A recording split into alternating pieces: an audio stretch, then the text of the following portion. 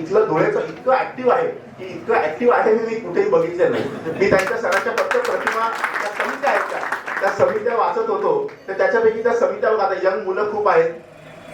हा, mission pink, tours and travels, cultural committee, action, sports, young doctors committee, आओ गाव चले, सोशल कमिटी, वेलनेस कमिटी, म्हणजे इतक्या सर्वांगीण पद्धतीने IMA आपल्या धुळे याच्यामध्ये काम चालू आहे. मित्रांनो, मी काय प्रिपरेशन केलेलं नाही, फक्त 2-3 गोष्टी ज्या मला जाणवल्या प्रामुख्याने त्या फक्त आपल्याशी जरूर शेअर करू इच्छितो.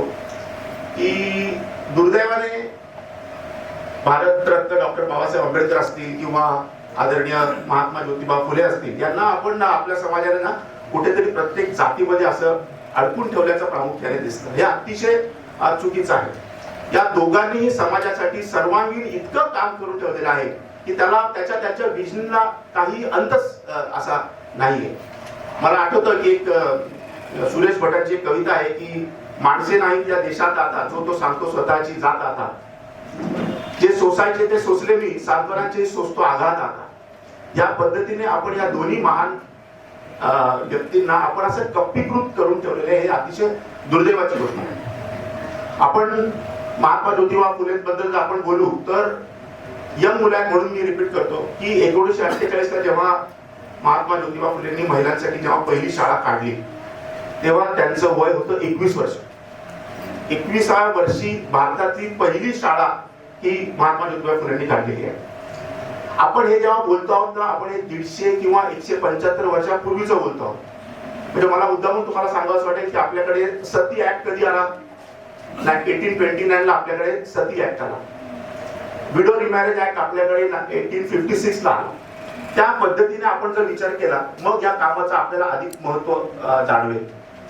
तुम्ही बघा 1873 ला महात्मा ज्योतिबा फुलेंनी सत्यशोधक समाजाची स्थापना केली. म्हणजे पॅरलल अल्टरनेटिव्ह सोशल सिस्टीम देण्याचा त्यांचा प्रयत्न आहे. आणि ही सिस्टीम काय होती की जातभेद आम्ही मांडणार नाही, आम्ही हुंडा देणार नाही, चाइल्ड मॅरेजेस आम्ही करणार नाही, महिलांना आम्ही समान वागणूक देऊ. इतकी सुंदर सत्यशोधक समाजाची स्थापना 1873 ला महात्मा ज्योतिबा फुलेंनी आणि सावित्रीबाई फुलेंनी केलेली आहे.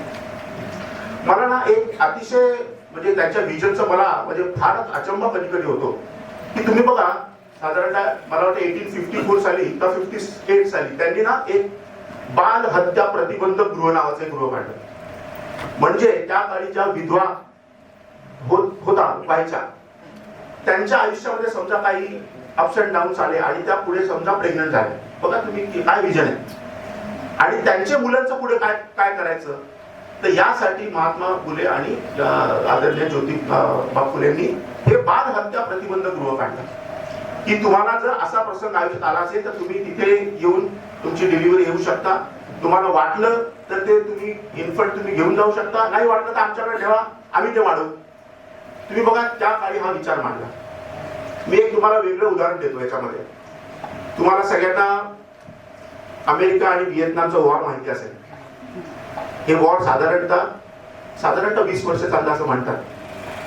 तर त्या काळी अमेरिकन सैन्य जे व्हिएतनाम मध्ये इतके अनेक वर्ष स्टेशन होतं, तर त्यांचे काही व्हिएतनामीज लोकल महिलांबरोबर संबंध आले आणि हजारो छोट्या मुलांचा प्रश्न निर्माण झाला. आता यांचं करायचं काय? ही वस्तुस्थिती आहे, सामाजिक परिस्थिती आहे. पण अमेरिकेने 1982 साली एक अमेरो एशियन्स इमिग्रंट ऍक्ट असा काढला आणि एक ऑपरेशन बेबी लिफ्ट असं त्यांनी तिथे ऑपरेशन एक केलं व्हिएतनाम मध्ये. आणि हे जे हजारो मुलं होते या सगळ्यांना शोधून त्यांना लिफ्ट करून अमेरिकेने त्यांना त्यांचं नागरिकत्व दिलं, सिटिझनशिप दिलं. आता याला एक मोठं समाजमन लागतं हे एक्सेप्ट करायला. आपल्याकडे असं झालं असतं, आपले लोक म्हटले असते की हे धंदे करायला गेला होता का लफडी करायला गेला होता, असे आपले लोक म्हटले असते. पण याला एक समाज मन लागतं, एक बेसिक अंडरस्टँडिंग लागते.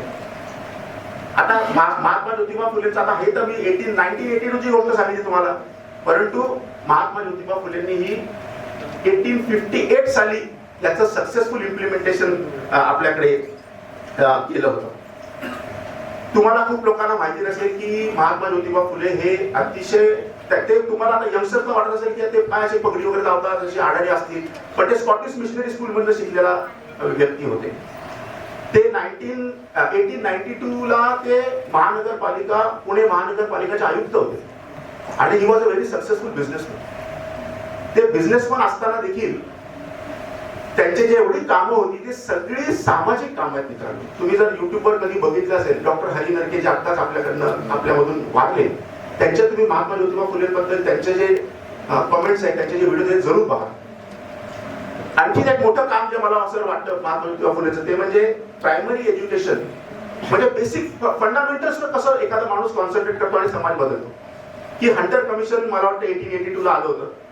त्याच्यामध्ये महात्मा फुले, ज्योतिबा फुलेंची साक्ष झाली आणि त्याच्यामध्ये त्यांनी सांगितलं की primary education must be free of cost धोरण आलं. त्याच्यानंतर आपल्याकडे सगळ्यात इम्पॉर्टंट आहे हंटर कमिशन आणि महात्मा ज्योतिबा फुलेंची साक्ष. या गोष्टी आपल्याला माहिती नाही म्हणून मी थोडंसं रिपीट केलं. आदरणीय डॉक्टर बी आर आंबेडकर, बाबासाहेब आंबेडकर बद्दल मित्रांनो, आपल्याकडे ना व्यक्तिप्रधान अनेक आंदोलन होतात आणि ते व्यक्तिप्रधान म्हणूनच राहतात.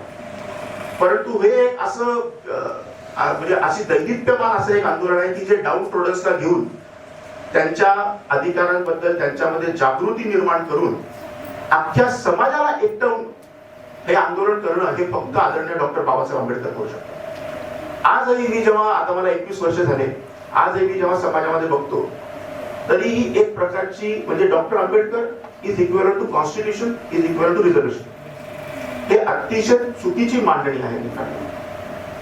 डॉक्टर बाबासाहेब आंबेडकरांनी फक्त दलितांसाठी काम केलेलं नाही, त्यांनी अख्ख्या समाजासाठी इतके उपकार करून ठेवलेले आहेत की त्याचं मला वाटतं प्रेझेंटेशन मध्ये होणार आहे. हे सगळं डेफिनेशन आपलं होणार आहे.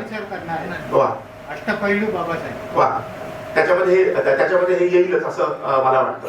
परंतु ते फक्त म्हणजे he was a economist, he was a anthropologist, he was a sociologist, he was a constitutional expert, a politician, a lawyer, writer, इतक्या मोठ्या भूमिका डॉक्टर बाबासाहेब आंबेडकरांनी आपल्या आयुष्यात केलेल्या आहेत. मी फक्त 2-3 गोष्टी हायलाइट करतो. आपल्या सगळ्यांना माहिती असतं, महाराष्ट्र सत्याग्रह माहिती असतो, शेड्यूल कास्ट फेडरेशन आपल्याला माहिती असतं, किंवा मूक नायक पत्र काढलं आपल्याला माहिती असतं. पण काही गोष्टी अशा आहेत की ज्या आपल्याकडे माहिती नाही. उदाहरणार्थ आपलं जे फायनान्स कमिशन आहे, ही जी फायनान्स कमिशनची जी आयडिया आहे ती डॉक्टर बाबासाहेब आंबेडकरांची आहे.